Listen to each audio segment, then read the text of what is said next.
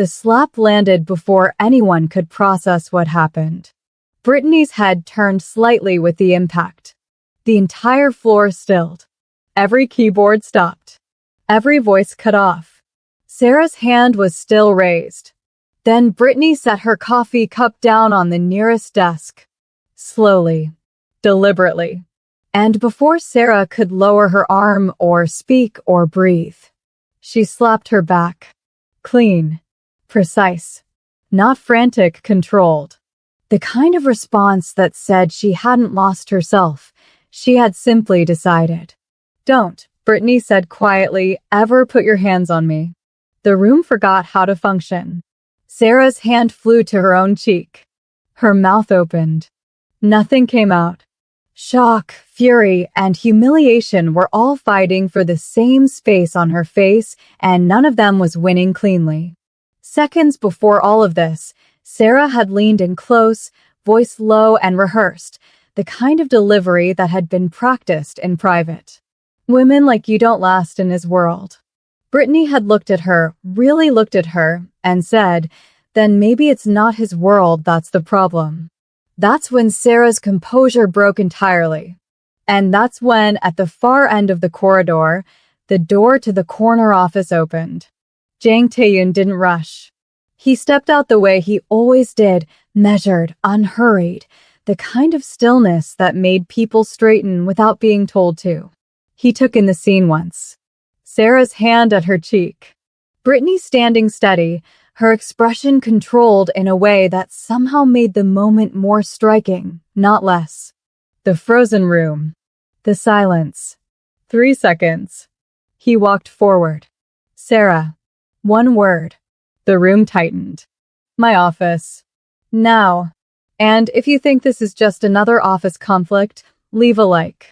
Because what happened next, no one in that corridor was ready for it. 6 months earlier, Brittany Palmer was sitting in a corner booth of a mid-morning cafe, coffee cooling beside her, patient files spread open across the small table. She wasn't trying to be noticed. That was the thing about Brittany, she never tried. 27 years old, private practice, a client list she'd built deliberately over 3 years of choosing quality over volume. She moved through rooms the way people do when they've learned that presence doesn't require performance. She was reading when it happened. A shoulder. A jostle. Coffee straight across her papers. She looked up. The man standing over her was already reaching for napkins, already signaling the counter, already handling it, not frantically, just efficiently. Like someone accustomed to fixing things before they had the chance to become problems. I'm sorry, he said. It's fine, she said. She meant it. He could tell she meant it, and that seemed to slow him down slightly, like he'd prepared for a different response and now didn't quite know what to do with his hands. He replaced her coffee without asking. She thanked him. He gestured at the seat across from her, not presumptuous, just questioning, and she nodded because she was curious, and Brittany Palmer had learned a long time ago to trust her curiosity over her caution. His name was Jang Tae-yoon. He didn't tell her what he did, not specifically, and she didn't press. He wasn't just wealthy. His world didn't operate entirely within the law, and everyone around him knew it without needing it explained. He asked about the files spread across the table, not nosily, just noticing, and she told him she was a physician. Private practice. She managed her clients' health the way a good financial advisor managed a portfolio, proactively, personally, long-term. She caught problems before they became crises. She stayed close enough to matter. He considered that for a moment. That's a very specific niche. It suits the way I work. Which is, carefully, she said. He smiled at that. Not a performance, a real one, quick and slightly surprised, like she'd said something he hadn't seen coming. She noticed it, filed it away without letting on that she had. They talked for 12 minutes. She knew because she had a 10:30 and she kept a peripheral eye on the clock, but she let the conversation run slightly over, which she almost never did. He was still. That was the thing about him. Most men in his position, and she could tell, even without the specifics, that his position was significant, filled silence with noise and filled space with performance. He didn't. He asked questions and then actually sat in the answers. He said less than he thought. She recognized it because she operated the same way. You don't relax easily, do you?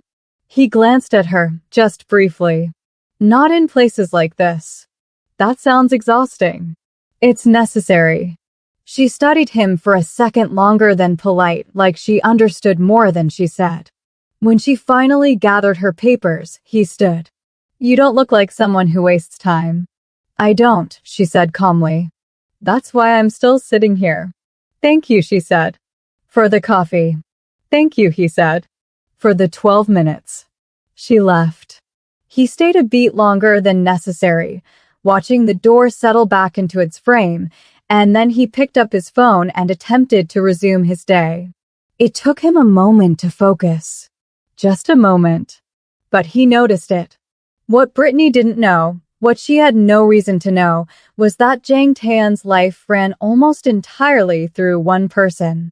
Kwon Sarah had been his secretary for 5 years. She was precise, unreadable to most people, and genuinely exceptional at her job. She managed his schedule with a kind of accuracy that left no room for error, filtered his communications, coordinated between his legal teams and his considerably less documented operations, and did all of it with a composure that was almost architectural in its solidity.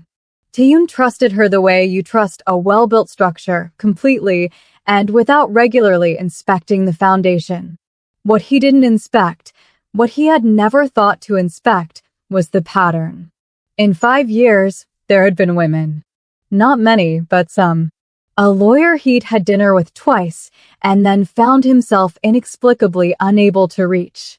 A consultant who'd come highly recommended and seemed genuinely interested and then, over the course of 1 month, became distant in a way he couldn't trace.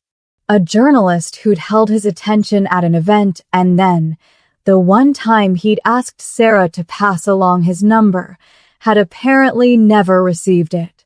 Each time, something had quietly intervened. A message that arrived too late.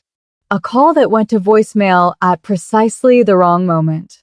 An impression that formed cool, unavailable, uninterested before any real interest had the chance to root itself and grow. Taeyeon had noticed each time that things hadn't developed and each time he'd accepted it and moved on. He was a busy man. He kept moving. He never connected the spaces into a pattern because why would he? His schedule was managed. His communications were filtered. That was the entire point of having someone like Sarah. Sarah had never explained herself. She never had to. She just made sure the architecture held and the exits stayed clear. And then Brittany Palmer walked into it. 3 weeks after the cafe, Taeyeon told his coordinator he needed a new personal physician. His previous one had relocated. He wanted someone private practice, discreet, someone who understood that certain information could not leave the room under any circumstances. Sarah sourced 3 candidates and ran through them the way she did everything cleanly, without editorializing, names and credentials and contact information in a single document. She did not know, when she pulled Brittany's name from a referral network, that she was handing Taeyeon the woman from the cafe. She didn't know about the 12 minutes. She didn't know about the coffee spilled across the patient files or the way he'd stayed a beat too long watching the door close behind her. She found out the moment the door to his office opened and she heard his voice change. Not dramatically. Taeyeon never did anything dramatic. But Sarah had 5 years of listening to that voice across rooms, through walls, over phone calls at odd hours, and she heard it. The slight pause before he spoke. The shift in register. The way the greeting came out was less like professional acknowledgement and more like something involuntary. You. And from inside the office, calm and equally surprised. You. Sarah stood in the doorway a second longer than she should have. Long enough to see his face, open in a way she almost never saw it. The careful control he wore like a second skin briefly, involuntarily loosened. She closed the door. And something that had been quietly living inside her for 5 years shifted in a way she wasn't ready to examine. The appointments were weekly. Brittany was thorough, professional, warm but boundaried in exactly the way good physicians learn to be. She asked the right questions and listened fully to the answers. She kept records with a precision that Taeyun, who appreciated precision in everything, found quietly impressive. But the appointments stretched. Not inappropriately, not in ways anyone could specifically point to, just slightly past the clinical into something more comfortable. He asked about her practice, and she answered honestly. She asked about his stress levels, and he answered more honestly than he'd intended to. She told him something without specifics about a difficult client situation, and he laughed, genuinely, fully, and she looked at him with an expression she didn't quite manage to neutralize before he saw it. By the 4th visit, they both knew. By the 6th, he said it. Have dinner with me. She looked at him. You're my client. I know. That's not a soft boundary, Taeyun. That's a real one. I know that too. So you're asking anyway.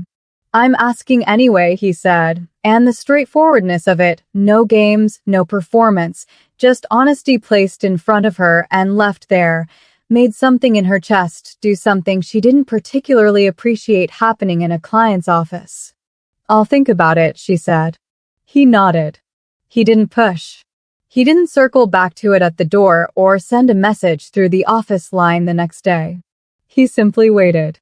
You always schedule me at the end of the day. Fewer interruptions. Or fewer people watching? She said. A brief pause. Both.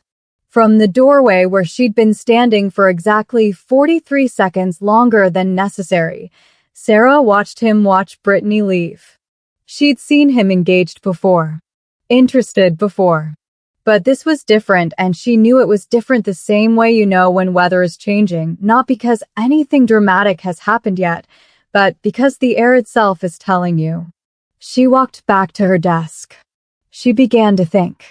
He called Brittany on a Friday afternoon, not through the office line, just directly.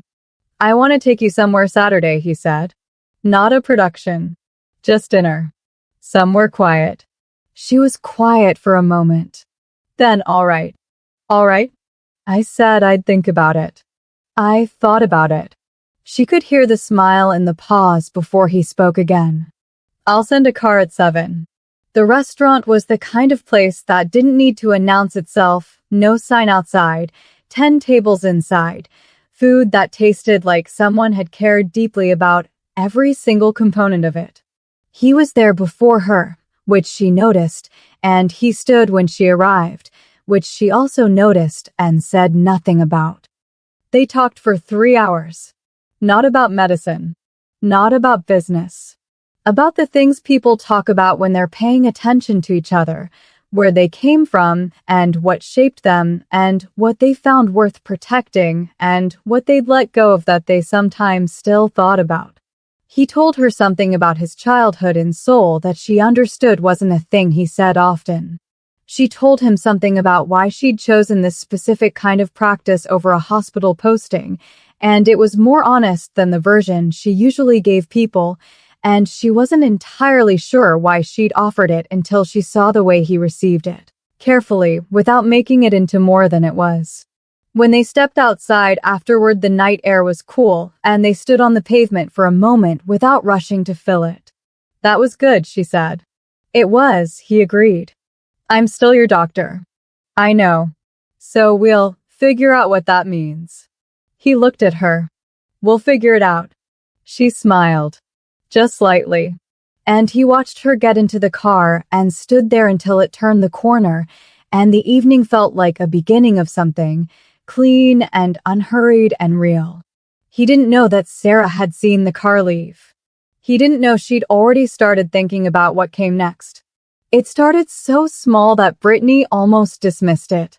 She called the office the following Wednesday to confirm a scheduling detail. The message, she was told when she followed up 3 days later, hadn't been passed along. A small thing. Communications got missed. She moved on. Then she sent a note through the office line about adjusted availability for the following month. He didn't respond. She waited a reasonable amount of time and then sent it again. Still nothing. She assumed he was traveling, his schedule was dense, and she didn't always have visibility into it. What she didn't know was that on his end, he'd heard nothing. No adjusted availability. No follow-up. When he'd mentioned to Sarah that he hadn't heard from Dr. Palmer in a while, Sarah had said, she may have called. Nothing urgent. He'd accepted that.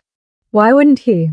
Then Sarah found Brittany in the lobby after a Thursday appointment, falling into step beside her with the practiced ease of someone who had done this kind of thing before and knew exactly how to make it feel incidental. I just want to make sure you're comfortable with the arrangement, Sarah said pleasantly. He's very particular about professional boundaries. Some people misread the warmth. Brittany glanced at her. I haven't misread anything. Of course. I only mention it because he said before that he prefers strict separation between medical staff and personal matters. A small pause. I'd hate for a misunderstanding to affect your contract. Brittany said nothing. You're clearly excellent at what you do, Sarah added, and the compliment was real enough to make the rest of it land correctly. It would be a shame to complicate a good professional relationship. She turned off toward the elevator bank before Brittany could respond. She always left before you found your footing. That was the thing about Sarah. She understood that timing was everything. Brittany stood in the lobby for a moment after she'd gone. She turned it over, examined it, held it up to the light. She thought about Saturday night, the 3 hours, the honesty, the way he'd stood when she arrived. She thought about the unanswered messages. She thought about Sarah's expression in the lobby, smooth, professional, entirely unreadable. She made a decision she would later understand was the wrong one. She believed it. Not entirely, not without reservation, but enough. Enough to walk into the next appointment with her warmth dialed back and her professionalism dialed all the way forward. Taeyun noticed within the first 5 minutes. He watched her through the appointment, answering her questions, following her instructions. He said nothing about it directly, but she could feel him noticing, the way you can feel someone watching you even when you're not looking at them. At the end of the appointment, she gathered her things and said, I'll see you next Thursday, and he said, of course, and there was something careful and slightly too neutral in the way he said it. That evening he told Sarah to find out if something had happened with Dr. Palmer. Sarah said she'd look into it. She didn't look into it. He called Brittany directly the following Tuesday. Her personal line. I want to ask you something, he said. Go ahead. Have I done something wrong? The question landed quietly and precisely, the way a well-placed thing lands. She was quiet for a moment. No. Then why does it feel like you're somewhere else when you're in the room? She didn't know how to answer that without explaining what Sarah had said, and something about the whole thing still felt uncertain enough that she didn't want to say something she couldn't take back. She didn't have proof. She had a lobby conversation and a few missed messages and a feeling she wasn't sure she trusted yet. I'm just being professional, she said. You were professional before. This is different. Taeyun. I took you to dinner, he said. Not accusatory. Just factual. I've been waiting. The honesty of it hit her somewhere quiet. I know, she said. I need to think through something. All right, he said. I'll wait. He always said that. He always meant it. She sat with the phone after the call ended and felt the specific frustration of not knowing who to believe when two things couldn't both be true. She didn't know he was about to find out one of them was a lie. He walked out of his office that Thursday to find Sarah at her desk and asked her directly, the way he asked everything without preamble. "Has Dr. Palmer called this week?" Sarah looked up. Nothing urgent came through. "Has she called?" A fraction of a pause. "She may have called about a scheduling matter." "I handled it." "You handled it?" He looked at her. "She called and you handled it without telling me." "It wasn't Sarah." His voice stayed level. That was the thing about him that people who didn't know him sometimes mistook for calm. It wasn't calm exactly, it was control, and they were different things. "When Dr. Palmer calls, you tell me. Every time. Do you understand me?" "Of course," she said. "I apologize." He went back into his office. Sarah sat at her desk and understood that she was losing ground. She went to Brittany directly the following week. No lobby pleasantries this time. No carefully timed exits. She stopped Brittany in the corridor 11 minutes before her appointment, and when Brittany turned and saw her face, she knew immediately that this conversation was going to be different. "I'll be direct," Sarah said. "You've been direct since the beginning," Brittany said. "You're just announcing it this time." Something moved across Sarah's face, not quite embarrassment, but something adjacent to it. It passed quickly. "He doesn't choose women like you. Not permanently." Brittany went still. "Excuse me. He's interested." "I'm not disputing that. But interest isn't permanence. And men in his position, men like him, they don't build futures with women they can't place in their world." "Can't place," Brittany repeated. "You know what I mean." "I want to hear you say exactly what you mean." Sarah's chin lifted slightly. "You're a novelty to him. Something different from what he's used to. That's not nothing, but it's not enough. Not for someone like him." Brittany looked at her for a long moment. When she spoke, her voice was measured and quiet. "You've done this before, haven't you? With other women. Not just me." The slight change in Sarah's expression was answer enough. "I protect him," Sarah said.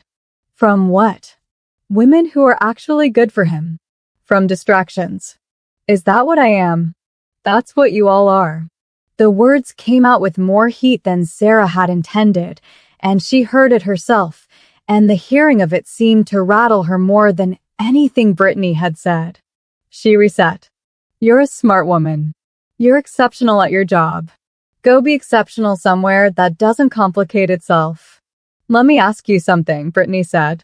5 years you've been in that office.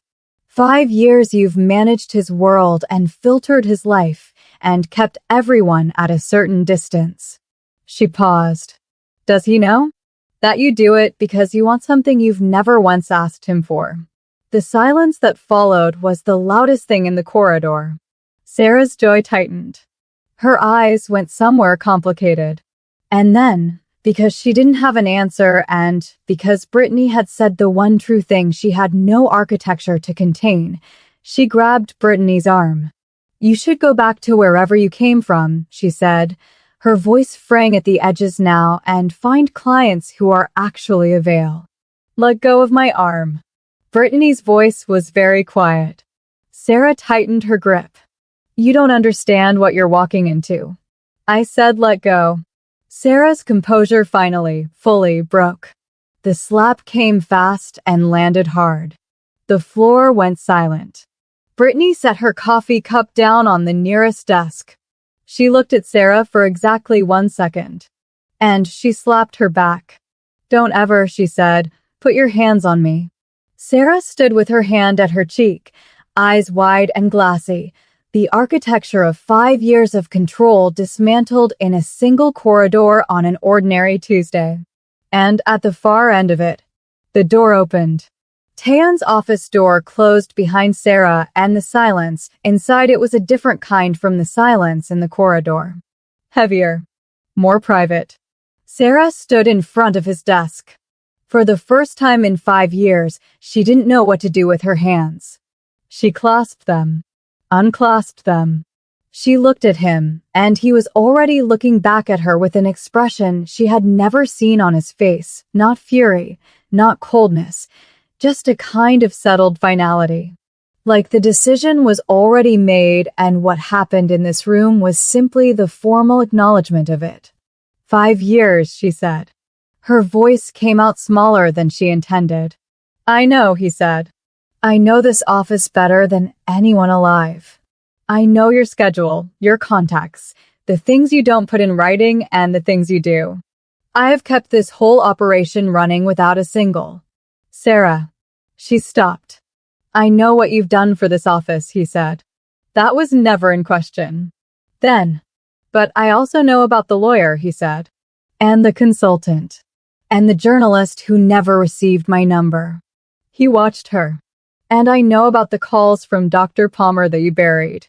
The color left her face. I didn't want to see the pattern, he said. That's different from not seeing it. I want you to understand that I knew somewhere and I chose not to look. That's on me. A pause. But what I won't do is pretend it didn't happen. And what I absolutely won't accept is what happened in that corridor today.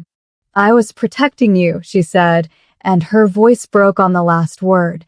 Just slightly, just enough. From what, Sarah? His voice was quiet, not unkind. From a woman who is good and intelligent and sees me clearly? From something real? He let a moment pass. You weren't protecting me. You were protecting something that was never yours to protect. The thing behind her eyes finally, fully cracked. She blinked fast. She would not cry in this office. She had never cried in this office. Clear your desk. You're done here, he said. You have 30 minutes. I'll have HR process everything correctly, references, severance, all of it handled properly. She stood there one moment longer. Then she turned for the door. Sarah. She stopped. Didn't turn around. You were extraordinary at your job, he said. That part was always real. She walked out and closed the door behind her, and she didn't let herself feel anything until she was in the stairwell where no one could see her, and then she felt all of it at once, 5 years of it, and it was worse than she'd imagined it would be. He found Brittany at the window at the end of the corridor where he'd asked her to wait. She heard him coming and turned. He stopped a few feet from her and looked at her face, the faint mark nearly gone now, but not entirely. She blocked your calls, he said. 3 that I know of, Brittany said. Probably more. She told you I wanted strict professional distance. She implied it. Very convincingly. He exhaled once. I never said that.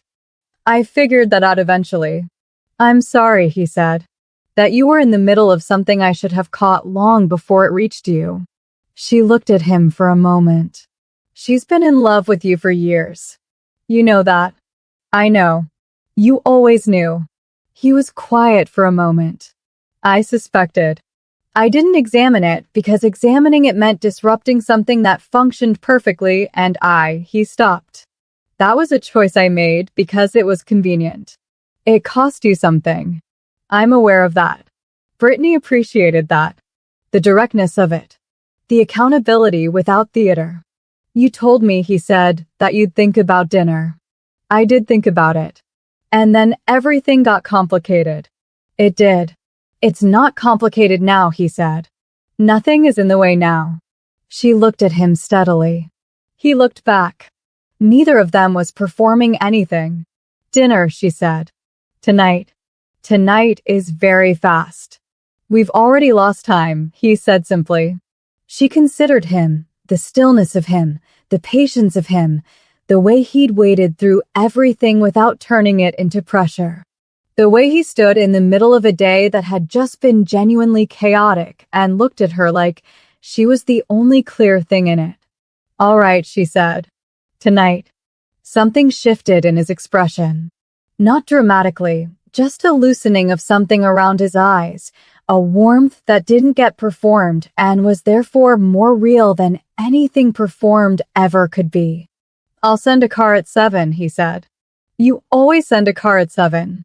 It worked the first time. She smiled. A real one, the kind that arrived before she could decide whether to let it. He saw it, and held it the way someone holds something they've been waiting for without admitting they were waiting. She picked up her bag. He walked with her to the elevator. The floor was still unnaturally quiet. People were present facing their screens with the dedication of people pretending they hadn't seen everything. At the elevator, she turned around. He was close. Closer than the professional appointments had permitted, and neither of them moved to correct the distance. "I'll see you at 7, she said. 7, he confirmed. The elevator doors opened.